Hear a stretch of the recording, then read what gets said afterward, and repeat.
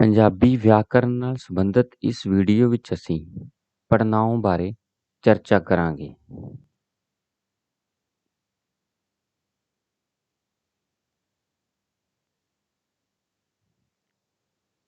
ਸ਼ਬਦ-ਬੋਧ। ਆਪਾਂ ਆਪਣੀ ਗੱਲ ਸ਼ਬਦ-ਬੋਧ ਤੋਂ ਸ਼ੁਰੂ ਕਰਦੇ ਹਾਂ। ਸ਼ਬਦ-ਬੋਧ ਬਾਰੇ ਵਿਸਥਾਰ ਵਿੱਚ ਇੱਕ ਅਲੱਗ ਤੋਂ ਵੀਡੀਓ ਉਪਲਬਧ ਹੈ, ਜਿਸ ਦਾ ਲਿੰਕ ਇਸ ਦੇ ਡਿਸਕ੍ਰਿਪਸ਼ਨ ਵਿੱਚ ਦਿੱਤਾ ਜਾ ਚੁੱਕਾ ਹੈ। ਸ਼ਬਦ-ਬੋਧ ਦੇ ਦੋ ਰੂਪ ਹਨ। ਪਹਿਲਾ ਹੈ ਸਾਰਥਕ ਸ਼ਬਦ, ਦੂਜਾ ਹੈ ਨਿਰਾਰਥਕ ਸ਼ਬਦ। ਸਾਰਥਕ ਸ਼ਬਦਾਂ ਦੇ ਅੱਗੇ ਫਿਰ 8 ਭਾਗ ਹਨ: ਨਾਂਵ, ਪੜ੍ਹਨਾਂਵ, ਵਿਸ਼ੇਸ਼ਣ, ਕਿਰਿਆ, ਕਿਰਿਆ ਵਿਸ਼ੇਸ਼ਣ, ਸੰਬੰਧਕ, ਯੋਜਕ, ਵਿਸਮਿਕ। ਇਹਨਾਂ ਸਾਰਿਆਂ ਬਾਰੇ ਅਲੱਗ-ਅਲੱਗ ਵੀਡੀਓ ਉਪਲਬਧ ਹਨ। ਆਓ ਪੜ੍ਹਨਾਂਵ ਦੀ ਗੱਲ ਕਰਦੇ ਹਾਂ। ਪੜ੍ਹਨਾਂਵ ਇੱਕ ਅਜਿਹੀ ਸ਼ਬਦ ਸ਼੍ਰੇਣੀ ਹੈ ਜੋ ਪੰਜਾਬੀ ਭਾਸ਼ਾ ਦੀ ਵਾਕ ਬਣਤਰ ਵਿੱਚ ਨਾਂਵ ਸ਼ਬਦਾਂ ਦੀ ਥਾਂ 'ਤੇ ਵਰਤੀ ਜਾਂਦੀ ਹੈ। ਸੋ ਪੜ੍ਹਨਾਂਵ ਕੀ ਹੈ? ਅਜਿਹੀ ਸ਼ਬਦ ਸ਼੍ਰੇਣੀ ਜੋ ਨਾਂਵ ਸ਼ਬਦਾਂ ਦੀ ਥਾਂ 'ਤੇ ਵਰਤੀ ਜਾਂਦੀ ਹੈ। ਨਾਂਵ ਸ਼ਬਦਾਂ ਦੀ ਵਾਰ-ਵਾਰ ਵਰਤੋਂ ਨਾਲ ਭਾਸ਼ਾ ਦੀ ਰੌਚਕਤਾ ਕਾਇਮ ਨਹੀਂ ਰਹਿੰਦੀ ਅਤੇ ਭਾਸ਼ਾ ਅਕਾਊ ਜਿਹੀ ਲੱਗਣ ਲੱਗ ਪੈਂਦੀ ਹੈ। ਸੋ ਜੇ ਕਿਸੇ ਵਾਕ ਦੇ ਵਿੱਚ ਜਾਂ ਵਾਕਾਂ ਦੇ ਵਿੱਚ ਅਸੀਂ ਨਾਂਵ ਸ਼ਬਦਾਂ ਨੂੰ ਵਾਰ-ਵਾਰ ਵਰਤਦੇ ਹਾਂ ਤਾਂ ਭਾਸ਼ਾ ਅਕਾਊ ਬਣ ਜਾਂਦੀ ਹੈ, ਰੌਚਕਤਾ ਕਾਇਮ ਨਹੀਂ ਰਹਿੰਦੀ। ਪੜ੍ਹਨਾਂਵ ਸ਼ਬਦ ਨਾਂਵ ਸ਼ਬਦ ਦੀ ਥਾਂ ਪੂਰ ਕੇ ਉਹੀ ਵਾਕਾਤਮਕ ਕਾਰਜ ਕਰਨ ਦੀ ਸਮਰੱਥਾ ਰੱਖਦਾ ਹੈ ਜੋ ਨਾਂਵ ਕਰਦਾ ਹੈ। ਸੋ ਪੜ੍ਹਨਾਂਵ ਸ਼ਬਦਾਂ ਦੀ ਵੀ ਉਹੀ ਸਮਰੱਥਾ ਹੈ ਜੋ ਨਾਂਵ ਸ਼ਬਦਾਂ ਦੀ ਹੈ। ਸੋ ਵਾਕ ਦੇ ਵਿੱਚ ਨਾਂਵ ਸ਼ਬਦ ਦੀ ਜਗ੍ਹਾ ਪੂਰ ਕੇ ਉਹ ਉਹੀ ਵਾਕਾਤਮਕ ਕਾਰਜ ਕਰਦਾ ਹੈ ਜੋ ਨਾਂਵ ਕਰਦਾ ਹੈ। ਸੋ ਫਿਰ ਇਸ ਦੀ ਪਰਿਭਾਸ਼ਾ ਕੀ ਹੈ? ਕਿਸੇ ਵਾਕ ਵਿੱਚ ਨਾਂਵ ਦੀ ਥਾਂ 'ਤੇ ਵਰਤੇ ਜਾਣ ਵਾਲੇ ਸ਼ਬਦਾਂ ਨੂੰ ਪੜ੍ਹਨਾਂਵ ਕਿਹਾ ਜਾਂਦਾ ਹੈ। ਸੋ ਅਜਿਹੇ ਸ਼ਬਦ ਜੋ ਨਾਂਵ ਦੀ ਥਾਂ 'ਤੇ ਵਰਤੇ ਜਾ ਰਹੇ ਹਨ ਉਹ ਪੜ੍ਹਨਾਂਵ ਹਨ। ਜਿਵੇਂ ਮੈਂ, ਤੁਸੀਂ, ਤੂੰ, ਅਸੀਂ, ਉਹ ਮੇਰਾ, ਸਾਡਾ, ਤੁਹਾਡਾ, ਆਪ, ਆਪਣਾ, ਸਾਰੇ, ਜਿਹੜਾ, ਕੋਈ, ਕੌਣ ਆਦਿ। ਸੋ ਵਾਕ ਦੇ ਵਿੱਚ ਨਾਂਵ ਸ਼ਬਦਾਂ ਦੀ ਥਾਂ ਅਕਸਰ ਮੈਂ, ਤੁਸੀਂ, ਤੂੰ, ਅਸੀਂ, ਉਹ, ਮੇਰਾ ਆਦਿ ਜੋ ਸ਼ਬਦ ਹਨ ਉਹ ਵਰਤੇ ਹੋਏ ਮਿਲਦੇ ਹਨ। ਸੋ ਇਹ ਪੜ੍ਹਨਾਂਵ ਸ਼ਬਦ ਹਨ।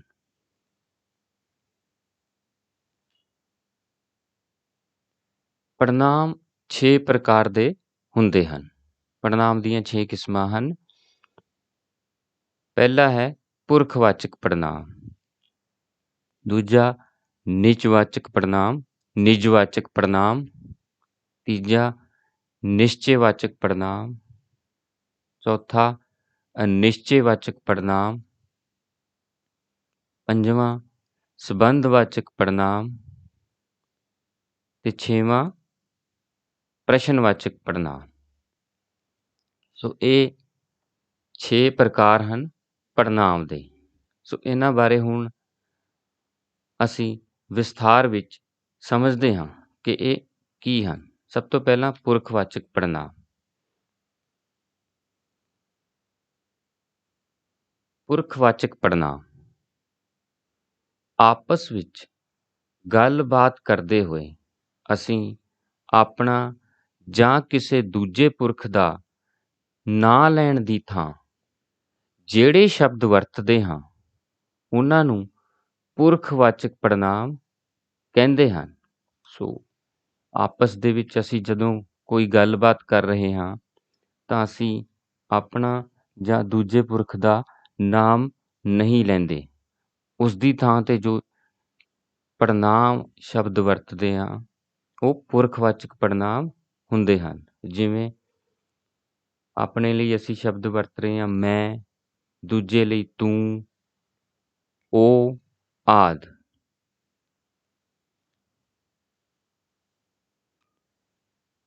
ਪੁਰਖਵਾਚਕ ਪੜ੍ਹਨਾਂਵ 3 ਪ੍ਰਕਾਰ ਦੇ ਹੁੰਦੇ ਹਨ। ਅੱਗੇ ਪੁਰਖਵਾਚਕ ਪੜ੍ਹਨਾਂਵ ਦੀਆਂ ਫਿਰ 3 ਕਿਸਮਾਂ ਹਨ। ਪਹਿਲਾ ਉੱਤਮ ਪੁਰਖ ਜਾਂ ਪਹਿਲਾ ਪੁਰਖ। ਸੋ ਇਹ 3 ਕਿਸਮਾਂ ਹਨ ਜਿਹੜੇ ਸਕਰੀਨ 'ਤੇ ਨਜ਼ਰ ਆ ਰਹੀਆਂ ਹਨ। ਪਹਿਲੀ ਜੋ ਹੈ ਜਿਵੇਂ ਹੁਣੇ ਦੱਸਿਆ ਹੈ ਕਿਸਮ ਉੱਤਮ ਪੁਰਖ ਜਾਂ ਪਹਿਲਾ ਪੁਰਖ। ਦੂਜੀ ਕਿਸਮ ਹੈ ਮੱਧਮ ਪੁਰਖ ਜਾਂ ਦੂਜਾ ਪੁਰਖ। ਤੀਜੀ ਹੈ ਅਨਯ ਪੁਰਖ ਜਾਂ ਤੀਜਾ ਪੁਰਖ। ਹੁਣ ਇਹਨਾਂ ਬਾਰੇ ਅਲੱਗ-ਅਲੱਗ ਗੱਲ ਕਰਦੇ ਹਾਂ। ਪਹਿਲੀ ਕਿਸਮ ਹੈ ਉੱਤਮ ਪੁਰਖ ਜਾਂ ਪਹਿਲਾ ਪੁਰਖ। ਜੋ ਪੁਰਖ ਗੱਲ ਕਰਦਾ ਹੈ ਉਸ ਨੂੰ ਪਹਿਲਾ ਪੁਰਖ ਜਾਂ ਉੱਤਮ ਪੁਰਖ ਕਿਹਾ ਜਾਂਦਾ ਹੈ। ਉਹ ਆਪਣਾ ਨਾਂ ਲੈਣ ਦੀ ਥਾਂ ਆਪਣੇ ਲਈ ਮੈਂ, ਮੈਨੂੰ, ਅਸੀਂ, ਸਾਨੂੰ, ਸਾਡਾ ਸ਼ਬਦਾਂ ਦੀ ਵਰਤੋਂ ਕਰਦਾ ਹੈ। ਇਹ ਸਾਰੇ ਪਹਿਲੇ ਪੁਰਖ ਦੇ ਪੁਰਖਵਾਚਕ ਪੜ੍ਹਨਾਂਵ ਹਨ। ਮੈਂ, ਮੈਨੂੰ ਇਕਵਚਨ ਰੂਪ ਹਨ ਤੇ ਅਸੀਂ, ਸਾਨੂੰ, ਸਾਡਾ ਇਹ ਬਹੁਵਚਨ ਰੂਪ ਹਨ। ਸੋ ਜੋ ਪੁਰਖ ਗੱਲ ਕਰ ਰਿਹਾ ਹੈ ਉਹ ਪਹਿਲਾ ਪੁਰਖ ਹੈ ਜਾਂ ਉੱਤਮ ਪੁਰਖ ਹੈ ਤੇ ਉਹ ਆਪਣਾ ਨਾਂ ਲੈਣ ਦੀ ਥਾਂ ਜੋ ਸ਼ਬਦ ਇਕਵਚਨ ਰੂਪ ਦੇ ਵਿੱਚ ਜਾਂ ਬਹੁਵਚਨ ਰੂਪ ਦੇ ਵਿੱਚ ਵਰਤ ਰਿਹਾ ਹੈ ਉਹ ਕੀ ਹਨ? ਪਹਿਲੇ ਪੁਰਖ ਦੇ ਪੁਰਖਵਾਚਕ ਪੜ੍ਹਨਾਂਵ। ਸੋ ਦੂਜੀ ਕਿਸਮ ਹੈ ਮੱਧਮ ਪੁਰਖ ਜਾਂ ਦੂਜਾ ਪੁਰਖ।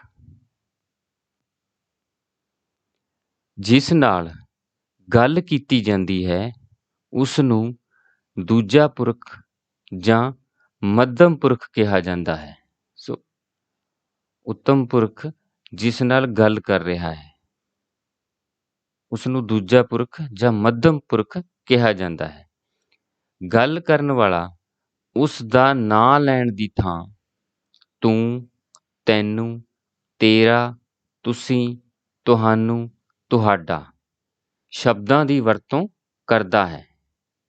ਇਹ ਸ਼ਬਦ ਦੂਜੇ ਪੁਰਖ ਦੇ ਪੁਰਖਵਾਚਕ ਪੜ੍ਹਨਾਂਵ ਹਨ। ਸੋ ਜੋ ਪਹਿਲਾ ਪੁਰਖ ਹੈ ਉਹ ਗੱਲਬਾਤ ਕਰਦੇ ਹੋਏ ਦੂਜੇ ਪੁਰਖ ਲਈ ਜਿਨ੍ਹਾਂ ਸ਼ਬਦਾਂ ਦੀ ਵਰਤੋਂ ਕਰਦਾ ਹੈ ਉਹ ਦੂਜੇ ਪੁਰਖ ਦੇ ਪੁਰਖਵਾਚਕ ਪੜ੍ਹਨਾਂਵ ਹਨ। ਤੂੰ, ਤੈਨੂੰ, ਤੇਰਾ ਇਕਵਚਨ ਰੂਪ ਹਨ ਤੇ ਤੁਸੀਂ, ਤੁਹਾਨੂੰ, ਤੁਹਾਡਾ ਬਹੁਵਚਨ ਰੂਪ ਹਨ।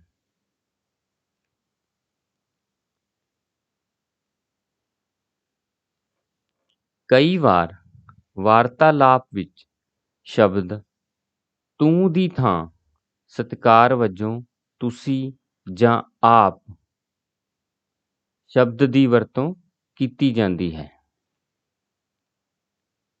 ਪਰ ਆਪ ਸ਼ਬਦ ਦੀ ਵਰਤੋਂ ਪੰਜਾਬੀ ਬੁਲਾਰੇ ਬਹੁਤ ਘੱਟ ਕਰਦੇ ਹਨ। ਸੋ ਕਈ ਵਾਰ ਦੂਜੇ ਪੁਰਖ ਲਈ ਤੂੰ ਦੀ ਥਾਂ ਤੂੰ ਤਾਂ ਅਸੀਂ ਵਰਤਦੇ ਹਾਂ, ਕਈ ਵਾਰ ਤੂੰ ਦੀ ਥਾਂ ਸਤਿਕਾਰ ਵਜੋਂ ਤੁਸੀਂ ਜਾਂ ਆਪ ਸ਼ਬਦ ਵੀ ਵਰਤਦੇ ਹਾਂ। ਪਰ ਪੰਜਾਬੀ ਬੁਲਾਰੇ ਜੋ ਹਨ ਉਹ ਆਪ ਸ਼ਬਦ ਦੀ ਵਰਤੋਂ ਬਹੁਤ ਘੱਟ ਕਰਦੇ ਹਨ। ਫਿਰ ਵੀ ਵਾਕ ਵਿੱਚ ਅਸੀਂ ਵੇਖਦੇ ਹਾਂ ਕਿ ਇਹ ਸ਼ਬਦ ਕਿਸ ਤਰ੍ਹਾਂ ਵਰਤਿਆ ਸਾਨੂੰ ਮਿਲਦਾ ਹੈ। ਆਪ ਦੇ ਦਰਸ਼ਨ ਬਹੁਤ ਦੁਰਲਭ ਹੋ ਗਏ ਹਨ। ਆਪ ਅੱਜ ਕੱਲ੍ਹ ਕੀ ਕਰਦੇ ਹੋ? ਸੋ ਵਾਕ ਦੇ ਵਿੱਚ ਲਾਲ ਰੰਗ ਦੇ ਵਿੱਚ ਨਜ਼ਰ ਆ ਰਹੇ ਇਹ ਸ਼ਬਦ, ਇਹਨਾਂ ਦੋਨਾਂ ਵਾਕਾਂ ਦੇ ਵਿੱਚ ਆਪ ਜੋ ਸ਼ਬਦ ਹੈ ਉਹ ਲਾਲ ਰੰਗ ਦੇ ਵਿੱਚ ਦੋ ਜਗ੍ਹਾ ਜੋ ਵਰਤਿਆ ਹੋਇਆ ਸਾਨੂੰ ਨਜ਼ਰ ਆ ਰਿਹਾ ਹੈ, ਇਹ ਦੂਜੇ ਪੁਰਖ ਦਾ ਪੁਰਖਵਾਚਕ ਪੜਨਾਂਵ ਹੈ। ਫਿਰ ਹੈ ਅੰਨ੍ਹੇ ਪੁਰਖ ਜਾਂ ਤੀਜਾ ਪੁਰਖ। ਜਿਸ ਪੁਰਖ ਬਾਰੇ ਗੱਲ ਕੀਤੀ ਜਾਂਦੀ ਹੈ ਉਸ ਨੂੰ ਤੀਜਾ ਪੁਰਖ ਜਾਂ ਅੰਨ੍ਹੇ ਪੁਰਖ ਕਿਹਾ ਜਾਂਦਾ ਹੈ।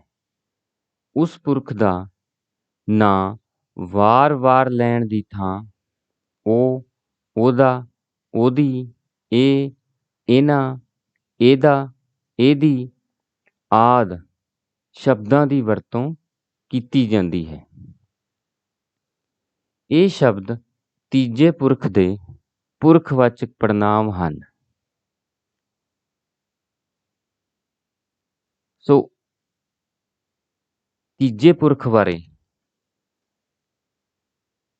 ਗੱਲ ਕੀਤੀ ਜਾ ਰਹੀ ਹੈ ਤੇ ਉਸ ਪੁਰਖ ਦਾ ਨਾਂ ਵਾਰ-ਵਾਰ ਲੈਣ ਦੀ ਥਾਂ ਜੋ ਇਸ ਤਰ੍ਹਾਂ ਦੇ ਸ਼ਬਦ ਵਰਤੇ ਜਾ ਰਹੇ ਹਨ ਉਹ ਤੀਜੇ ਪੁਰਖ ਦੇ ਪੁਰਖਵਾਚਕ ਪੜਨਾਂਵ ਹਨ। ਇਹ ਪੜਨਾਂਵ ਦੀ ਵਰਤੋਂ ਨਿਕਟ ਵਾਲੇ ਪੁਰਖ ਲਈ ਕੀਤੀ ਜਾਂਦੀ ਹੈ ਤੇ ਉਹ ਦੂਰ ਵਾਲੇ ਲਈ। ਸੋ ਇੱਥੇ ਜਦੋਂ ਅਸੀਂ ਦੇਖ ਰਹੇ ਹਾਂ ਜੋ ਇਹ ਪੜਨਾਂਵ ਹੈ ਇਹ ਨੇੜੇ ਵਾਲੇ ਪੁਰਖ ਲਈ ਤੇ ਉਹ ਪੜਨਾਂਵ ਦੂਰ ਵਾਲੇ ਲਈ ਵਰਤਿਆ ਜਾਂਦਾ ਹੈ। ਪੰਜਾਬੀ ਵਿੱਚ ਇੱਕ ਵਚਨ ਤੇ ਬਹੁਵਚਨ ਦੋਹਾਂ ਲਈ ਇਹ ਤੇ ਉਹ ਵਰਤੇ ਜਾਂਦੇ ਹਨ, ਪਰ ਕਈ ਵਾਰ ਬੁਲਾਰਾ ਬਹੁਵਚਨ ਰੂਪ ਇਹ ਤੋਂ ਇਹਨਾਂ ਤੇ ਉਹ ਤੋਂ ਉਹਨਾਂ ਬਣਾ ਲੈਂਦਾ ਹੈ। ਅਕਸਰ ਇਹ ਵੇਖਣ ਨੂੰ ਮਿਲਦਾ ਹੈ, ਜਿਵੇਂ ਉਹ ਆ ਗਿਆ ਹੈ, ਇਹ ਇੱਕ ਵਚਨ ਰੂਪ ਹੈ। ਉਹ ਆ ਗਏ ਹਨ, ਇਹ ਬਹੁਵਚਨ ਰੂਪ ਹੈ। ਇਹਨਾਂ ਦੀ ਬੋਲਬਾਣੀ ਠੀਕ ਨਹੀਂ, ਉਹਨਾਂ ਨੇ ਅੱਜ ਇੱਥੇ ਆਉਣਾ ਹੈ। ਸੋ ਇੱਥੇ ਅਸੀਂ ਵੇਖਦੇ ਹਾਂ ਕਿ ਉਹ ਜੋ ਸ਼ਬਦ ਹੈ ਉਹ ਇੱਥੇ ਇੱਕ ਵਚਨ ਰੂਪ ਦੇ ਵਿੱਚ ਹੈ ਤੇ ਇੱਥੇ ਬਹੁਵਚਨ ਰੂਪ ਦੇ ਵਿੱਚ। ਜੋ ਇਹਨਾਂ ਸ਼ਬਦ ਹੈ ਉਹ ਇੱਕ ਵਚਨ ਤੇ ਬਹੁਵਚਨ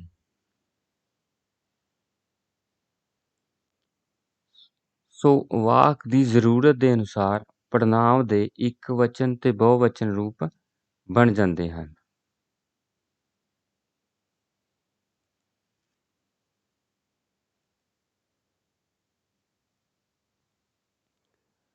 ਦੂਜੀ ਸਾਡੀ ਕਿਸਮ ਹੈ ਜੋ ਪੜਨਾਂਵ ਦੀ ਉਹ ਹੈ ਨਿਜਵਾਚਕ ਪੜਨਾਂਵ।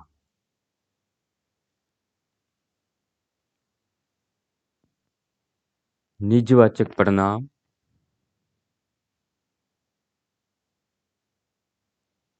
ਉਹ ਪੜਨਾਂਵ ਜੋ ਨਾਮ ਦੇ ਨਾਲ ਆ ਕੇ ਉਸੇ ਨਾਮ ਦੀ ਨਿਜਤਾ ਪ੍ਰਗਟਾਵੇ ਉਸ ਨੂੰ ਨਿਜਵਾਚਕ ਪੜਨਾਂਵ ਕਹਿੰਦੇ ਹਨ। ਸੋ ਜੋ ਨਾਮ ਦੇ ਨਾਲ ਆ ਕੇ ਉਸ ਦੀ ਨਿਜਤਾ ਨੂੰ ਪ੍ਰਗਟਾ ਰਹੇ ਹਨ ਉਹ ਜੋ ਪੜਨਾਂਵ ਹਨ ਉਹ ਨਿਜਵਾਚਕ ਪੜਨਾਂਵ ਅਖਵਾਉਂਦੇ ਹਨ। ਪੰਜਾਬੀ ਭਾਸ਼ਾ ਵਿੱਚ ਸਿਰਫ ਆਪ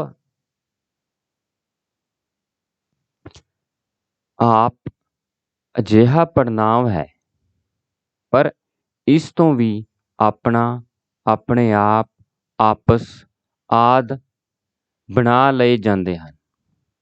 ਖੁਦ ਜਾਂ ਨਿੱਜੀ ਆਦਿ ਸ਼ਬਦਾਂ ਨੂੰ ਵੀ ਨਿਜਵਾਚਕ ਪੜਨਾਂਵ ਵਜੋਂ ਵਰਤ ਲਿਆ ਜਾਂਦਾ ਹੈ, ਪਰ ਇਹਨਾਂ ਦੀ ਵਰਤੋਂ ਬਹੁਤ ਘੱਟ ਹੈ।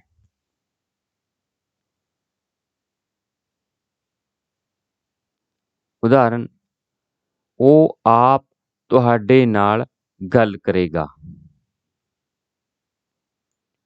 ਜੋ ਕਿ ਨੌਜਵਾਨ ਪੀੜ੍ਹੀ ਨਸ਼ਿਆਂ ਨਾਲ ਆਪਣੇ ਆਪ ਨੂੰ ਤਬਾਹ ਕਰ ਰਹੀ ਹੈ।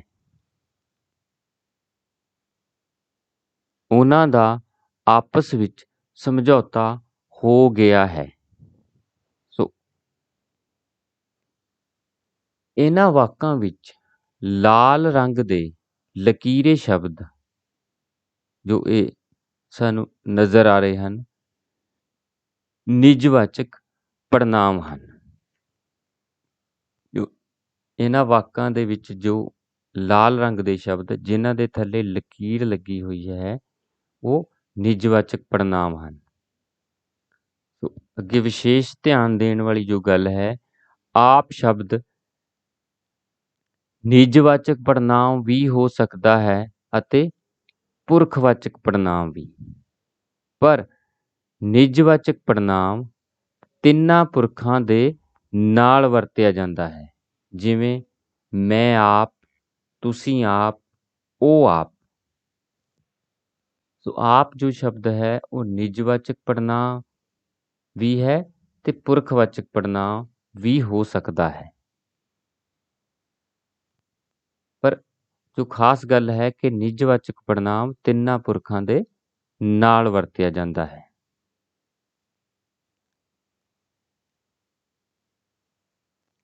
ਤੀਜੀ ਜੋ ਕਿਸਮ ਹੈ ਪੜ੍ਹਨਾਂਵ ਦੀ, ਉਹ ਹੈ ਨਿਸ਼ਚੈਵਾਚਕ ਪੜ੍ਹਨਾਂਵ।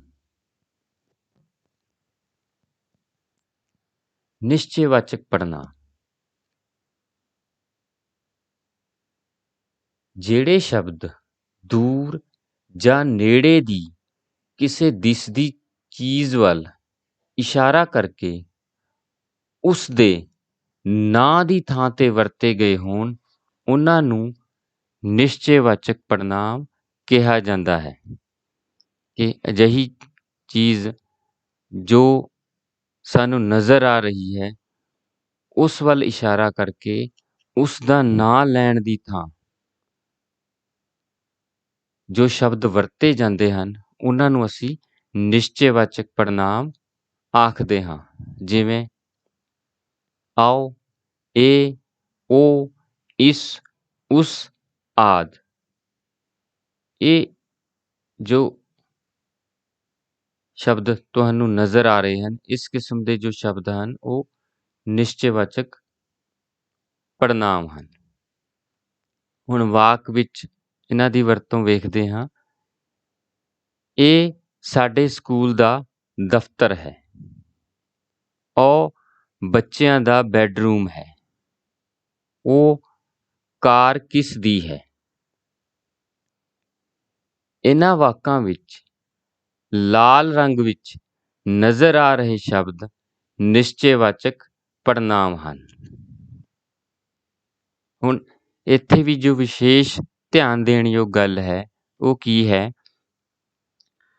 ਇੱਥੇ ਇਹ ਦੱਸਣਾ ਜ਼ਰੂਰੀ ਹੈ ਕਿ ਇਹ ਜਾਂ ਉਹ, ਤੁਹਾਨੂੰ ਵੀ ਲੱਗਿਆ ਹੋਣਾ ਕਿ ਇਹ ਤੇ ਉਹ ਤਾਂ ਪਹਿਲਾਂ ਵੀ ਸ਼ਬਦ ਪੁਰਖਵਾਚਕ ਪੜ੍ਹਨਾਂਵ ਵਾਲੀ ਉਦਾਹਰਨ ਵਿੱਚ ਆ ਚੁੱਕੇ ਹਨ। ਇਹ ਜਾਂ ਉਹ ਸ਼ਬਦ ਪ੍ਰਸੰਗ ਅਨੁਸਾਰ ਤੀਜੇ ਪੁਰਖ ਵਾਲੇ ਪੁਰਖਵਾਚਕ ਪੜ੍ਹਨਾਂਵ ਵੀ ਹੋ ਸਕਦੇ ਹਨ। ਪਰ ਇਹ ਉਦੋਂ ਹੀ ਹੋ ਸਕਦਾ ਹੈ ਜਦੋਂ ਵਾਕ ਵਿੱਚ ਉਸ ਦੀ ਥਾਂ ਪਹਿਲਾਂ ਨਾਮ ਸ਼ਬਦ ਦੀ ਵਰਤੋਂ ਹੋ ਚੁੱਕੀ ਹੋਵੇ। ਸੋ ਇਹ ਉਦੋਂ ਹੀ ਸੰਭਵ ਹੈ।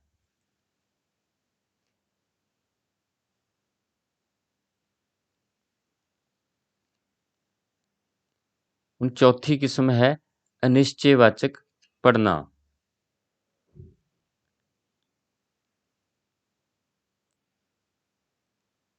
ਨਿਸ਼ਚੈਵਾਚਕ ਪੜ੍ਹਨਾਂਵ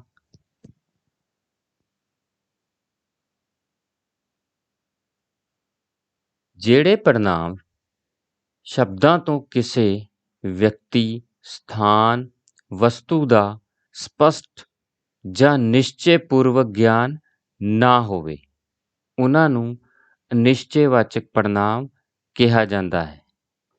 ਨਿਸ਼ਚੈਵਾਚਕ ਦੇ ਵਿੱਚ ਸਾਨੂੰ ਸਪਸ਼ਟ ਹੈ ਜੋ ਨਜ਼ਰ ਆ ਰਿਹਾ ਹੈ ਕਿ ਉਹ ਕੀ ਹੈ। ਨਿਸ਼ਚੈਵਾਚਕ ਦੇ ਵਿੱਚ ਕੀ ਹੈ ਕਿ ਵਿਅਕਤੀ, ਸਥਾਨ, ਵਸਤੂ ਦਾ ਸਪਸ਼ਟ ਜਾਂ ਨਿਸ਼ਚੈਪੂਰਵਕ ਗਿਆਨ ਨਹੀਂ ਹੈ। ਸੋ ਅਜਿਹੀ ਸਥਿਤੀ ਲਈ ਜਿਹੜੇ ਪੜ੍ਹਨਾਂਵ ਸ਼ਬਦ ਵਰਤੇ ਜਾ ਰਹੇ ਹਨ ਉਹ ਅਨਿਸ਼ਚੈਵਾਚਕ ਪੜ੍ਹਨਾਂਵ ਹਨ, ਜਿਵੇਂ ਕੋਈ, ਕਈ, ਕੁਝ, ਹੋਰ, ਅਨੇਕ, ਵਿਰਲਾ, ਬਾਜ਼ੇ, ਸਾਰੇ, ਬਹੁਤ ਸਾਰੇ ਆਦਿ। ਇਸ ਕਿਸਮ ਦੇ ਜੋ ਸ਼ਬਦ ਹਨ ਉਹ ਅਨਿਸ਼ਚੈਵਾਚਕ ਪੜ੍ਹਨਾਂਵ ਹਨ। ਹੁਣ ਵਾਕ ਵਿੱਚ ਅਸੀਂ ਵੇਖਦੇ ਹਾਂ ਕਿ ਇਸ ਦੀ ਵਰਤੋਂ ਕਿਸ ਤਰ੍ਹਾਂ ਹੋਈ ਮਿਲਦੀ ਹੈ।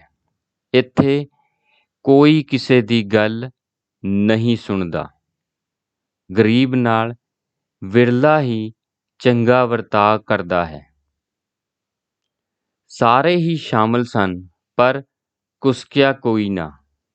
ਇਹਨਾਂ ਵਾਕਾਂ ਵਿੱਚ ਲਾਲ ਰੰਗ ਵਿੱਚ ਨਜ਼ਰ ਆ ਰਹੇ ਸ਼ਬਦ ਅਨਿਸ਼ਚੈਵਾਚਕ ਪੜ੍ਹਨਾਂਵ ਹਨ। ਸੋ ਇਹ ਜੋ ਸ਼ਬਦ ਸਾਨੂੰ ਨਜ਼ਰ ਆ ਰਹੇ ਹਨ ਇਹ ਅਨਿਸ਼ਚੈਵਾਚਕ ਪੜ੍ਹਨਾਂਵ ਹਨ।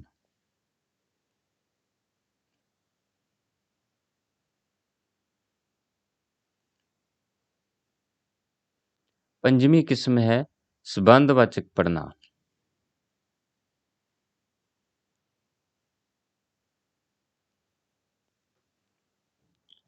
ਸੰਬੰਧਵਾਚਕ ਪੜ੍ਹਨਾਂਵ ਜਿਹੜਾ ਸ਼ਬਦ ਨਾਮ ਸ਼ਬਦ ਦੀ ਥਾਂ ਤੇ ਵਰਤਿਆ ਜਾਵੇ ਪਰ ਨਾਲ ਹੀ ਯੋਜਕਾਂ ਵਾਂਗ ਦੋ ਵਾਕਾਂ ਦਾ ਸੰਬੰਧ ਵੀ ਜੋੜੇ। ਜਿਹੜਾ ਸ਼ਬਦ ਨਾਮ ਦੀ ਥਾਂ ਤੇ ਵੀ ਵਰਤਿਆ ਜਾ ਰਿਹਾ ਹੈ ਪਰ ਨਾਲ ਹੀ ਯੋਜਕਾਂ ਵਾਂਗ ਵੀ ਵਿਵਹਾਰ ਕਰ ਰਿਹਾ ਹੈ ਕਿ ਯੋਜਕਾਂ ਵਾਂਗ ਦੋ ਵਾਕਾਂ ਦਾ ਸੰਬੰਧ ਵੀ ਜੋੜ ਰਿਹਾ ਹੈ, ਉਸ ਨੂੰ ਸੰਬੰਧਵਾਚਕ ਪੜ੍ਹਨਾਂਵ ਕਿਹਾ ਜਾਂਦਾ ਹੈ। ਜਿਵੇਂ ਜਿਸ ਕਿਸੇ, ਜਿਹੜਾ ਕੋਈ, ਜੋ ਸੋ, ਜਿਸ ਆਦਿ। ਸੋ ਇਸ ਕਿਸਮ ਦੇ ਜੋ ਸ਼ਬਦ ਹਨ ਉਹ ਸੰਬੰਧਵਾਚਕ ਪੜ੍ਹਨਾਂਵ ਹਨ। ਹੁਣ ਵਾਕ ਦੇ ਵਿੱਚ ਇਸ ਦੀ ਵਰਤੋਂ ਹੋਈ ਵੇਖਦੇ ਹਾਂ। ਜੋ ਕਰੇਗਾ ਸੋ ਭਰੇਗਾ। ਜਿਹੜੇ ਆਲਸੀ ਹੁੰਦੇ ਹਨ ਉਹ ਜ਼ਿੰਦਗੀ ਵਿੱਚ ਪਿਛੜ ਜਾਂਦੇ ਹਨ।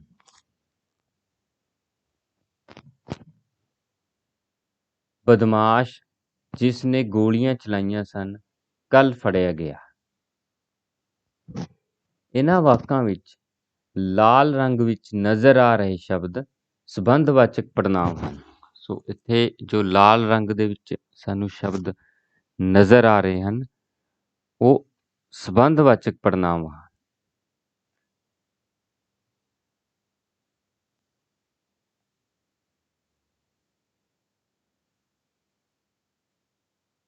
ਛੇਵੀਂ ਕਿਸਮ ਹੈ ਪ੍ਰਸ਼ਨਵਾਚਕ ਪੜ੍ਹਨਾਂਵ।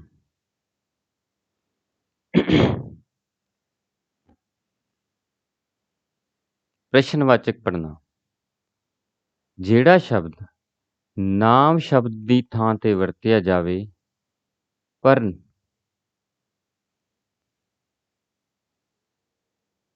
ਨਾਲ ਹੀ ਉਸ ਰਾਹੀਂ ਕੋਈ ਪ੍ਰਸ਼ਨ ਵੀ ਪੁੱਛਿਆ ਜਾਵੇ ਉਸ ਨੂੰ ਪ੍ਰਸ਼ਨਵਾਚਕ ਪੜ੍ਹਨਾਂਵ ਕਿਹਾ ਜਾਂਦਾ ਹੈ।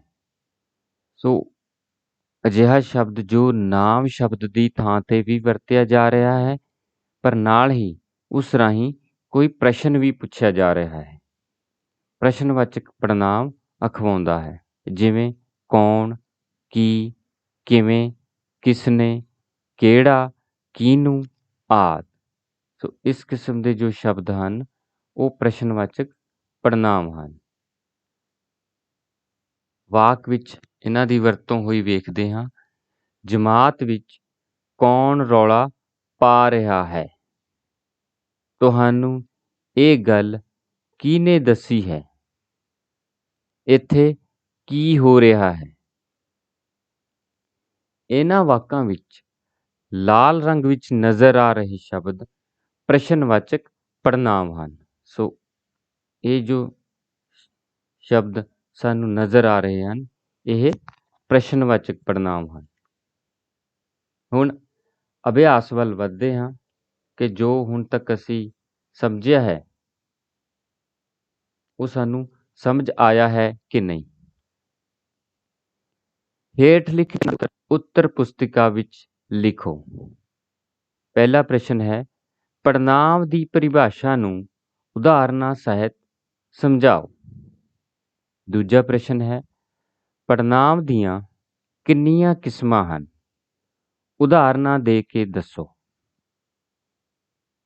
ਤੀਜਾ ਪ੍ਰਸ਼ਨ, ਪੁਰਖਵਾਚਕ ਪੜ੍ਹਨਾਂਵ ਕਿੰਨੇ ਪ੍ਰਕਾਰ ਦਾ ਹੁੰਦਾ ਹੈ? ਉਦਾਹਰਨਾਂ ਸਹਿਤ ਨਾਂ ਲਿਖੋ। ਸੋ ਇਹ ਜੋ 3 ਪ੍ਰਸ਼ਨ ਹਨ, ਇਹਨਾਂ ਦੇ ਉੱਤਰ ਤੁਸੀਂ ਇਸ ਵੀਡੀਓ ਤੋਂ ਸਮਝ ਕੇ ਆਪਣੀ ਕਾਪੀਆਂ ਦੇ ਵਿੱਚ ਲਿਖਣੇ ਹਨ। ਹੁਣ ਅੱਗੇ ਕੁਝ ਬਹੁ ਵਿਕਲਪੀ ਪ੍ਰਸ਼ਨ। ਉਹਨਾਂ ਤੋਂ ਪਹਿਲਾਂ ਇੱਕ ਹੋਰ ਅਭਿਆਸ ਕਰਦੇ ਹਾਂ ਬਹੁ ਵਿਕਲਪੀ ਪ੍ਰਸ਼ਨਾਂ ਤੋਂ ਪਹਿਲਾਂ। ਤੇ ਸਾਡੇ ਕੋਲ ਇਹ ਇੱਕ ਸ਼ਬਦਾਂ ਦਾ ਸਮੂਹ ਹੈ। ਇਸ ਵਿੱਚੋਂ ਤੁਸੀਂ ਪੜ੍ਹਨਾਂਵ ਸ਼ਬਦ ਚੁਣ ਕੇ ਪੜ੍ਹਨਾਂਵ ਸ਼ਬਦਾਂ ਨੂੰ ਅਲੱਗ ਕਰਕੇ ਆਪਣੀ ਕਾਪੀਆਂ ਦੇ ਵਿੱਚ ਲਿਖਣਾ ਹੈ। ਇਹ ਸ਼ਬਦ ਕਿਹੜੇ ਹਨ? ਸੈਨਾ, ਉਹ, ਪਹਾੜ, ਪਿੰਡ, ਸ਼ਹਿਰ, ਮੇਰਾ, ਬਹੁਤ ਸਾਰੇ, ਉਸ, ਮੈਂ, ਗੁੜ, ਕਣਕ, ਕਈ, ਡਾਰ, ਖੰਡ, ਕੌਣ, ਕਿਹੜਾ। ਸੋ ਇਸ ਸ਼ਬਦ ਸਮੂਹ ਵਿੱਚੋਂ ਤੁਸੀਂ ਪੜ੍ਹਨਾਂਵ ਸ਼ਬਦ ਲੱਭ ਕੇ ਅਲੱਗ ਕਰਨੇ ਹਨ। ਹੁਣ ਅਸੀਂ ਬਹੁ ਵਿਕਲਪੀ ਪ੍ਰਸ਼ਨ ਵੇਖਦੇ ਹਾਂ। ਪਹਿਲਾ ਪ੍ਰਸ਼ਨ ਹੈ ਸਾਡਾ, ਜਿਹੜੇ ਸ਼ਬਦ ਵਿੱਚ, ਦੁਬਾਰਾ ਸਮਝਦੇ ਹਾਂ, ਜਿਹੜੇ ਸ਼ਬਦ ਨਾਮ ਦੀ ਥਾਂ ਤੇ ਵਰਤੇ ਜਾਣ ਉਹਨਾਂ ਨੂੰ ਕੀ ਕਿਹਾ ਜਾਂਦਾ ਹੈ? ਕੀ ਕਿਹਾ ਜਾਂਦਾ ਹੈ? ਸਾਡੇ ਕੋਲ ਇਹ 4 ਵਿਕਲਪ ਹਨ: ਵਿਸ਼ੇਸ਼ਣ, ਨਾਮ, ਕਿਰਿਆ, ਪੜ੍ਹਨਾਂਵ। ਇਹਨਾਂ 4 ਵਿੱਚੋਂ ਕੀ ਕਿਹਾ ਜਾਂਦਾ ਹੈ? ਸੋ ਅਸੀਂ ਇਹਨਾਂ 4 ਵਿੱਚੋਂ ਇੱਕ ਜੋ ਸਹੀ ਉੱਤਰ ਹੈ ਉਹ ਚੁਣਨਾ ਹੈ। ਸੋ ਇਹਨਾਂ ਵਿੱਚੋਂ ਪਹਿਲਾ ਜੋ ਹੈ ਵਿਕਲਪ ਉਹ ਹੈ ਵਿਸ਼ੇਸ਼ਣ। ਆਓ ਵੇਖਦੇ ਹਾਂ ਸਹੀ ਹੈ ਜਾਂ ਨਹੀਂ। ਨਹੀਂ, ਵਿਸ਼ੇਸ਼ਣ ਸਹੀ ਨਹੀਂ ਹੈ, ਉਹ ਹਟ ਗਿਆ ਹੈ, ਗਾਇਬ ਹੋ ਗਿਆ ਹੈ। ਨਾਮ ਵੀ ਸਹੀ ਨਹੀਂ ਹੈ, ਕਿਰਿਆ ਵੀ ਸਹੀ ਨਹੀਂ ਹੈ, ਤੇ ਸਾਡਾ ਸਹੀ ਉੱਤਰ ਹੈ ਪੜ੍ਹਨਾਂਵ।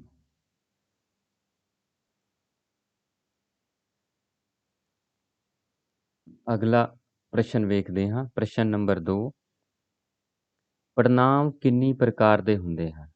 4, 5, 8 ਜਾਂ 6। ਸੋ ਇਸ ਦਾ ਉੱਤਰ ਤੁਸੀਂ ਲੱਭਣਾ ਹੈ। ਪ੍ਰਸ਼ਨ ਨੰਬਰ 3, ਹੇਠ ਲਿਖੇ ਵਾਕਾਂ ਵਿੱਚੋਂ ਪੜ੍ਹਨਾਂਵ ਚੁਣ ਕੇ ਉਹਨਾਂ ਦੀਆਂ ਕਿਸਮਾਂ ਵੀ ਦੱਸੋ। ਇਹ ਵਾਕ ਹਨ, ਇੱਥੇ ਤੁਸੀਂ ਪੜ੍ਹਨਾਂਵ ਜਾਂ ਕਿਸਮ ਆਪਣੀ ਕਾਪੀ ਦੇ ਵਿੱਚ ਇਸ ਤਰ੍ਹਾਂ ਦਾ ਇੱਕ ਚਾਰਟ ਬਣਾ ਲੈਣਾ ਹੈ ਕਿ ਵਾਕ ਲਿਖਣਾ ਹੈ, ਫਿਰ ਇਸ ਤਰ੍ਹਾਂ ਪੜ੍ਹਨਾਂਵ, ਕਿਸਮ। ਇੱਥੇ ਪਹਿਲਾਂ ਇਸ ਵਾਕ ਵਿੱਚੋਂ ਜਿਵੇਂ ਪੜ੍ਹਨਾਂਵ ਲੱਭਣਾ ਹੈ, 1 ਜਾਂ 2 ਜੋ ਵੀ ਪੜ੍ਹਨਾਂਵ ਸ਼ਬਦ ਹਨ ਉਹ ਇੱਥੇ ਲਿਖਣੇ ਹਨ, ਫਿਰ ਉਹਨਾਂ ਦੀ ਇੱਥੇ ਕਿਸਮ ਦਾ ਨਾਂ ਲਿਖਣਾ ਹੈ। ਜੋ ਕਰੇਗਾ ਸੋ ਭਰੇਗਾ, ਜਮਾਤ ਵਿੱਚ ਕੌਣ ਕੌਣ ਹਾਜ਼ਰ ਸੀ, ਇਹ ਦਲਜੀਤ ਦਾ ਸਾਈਕਲ ਹੈ, ਤੁਸੀਂ ਆਪ ਦਿੱਲੀ ਜਾਣਾ ਸੀ।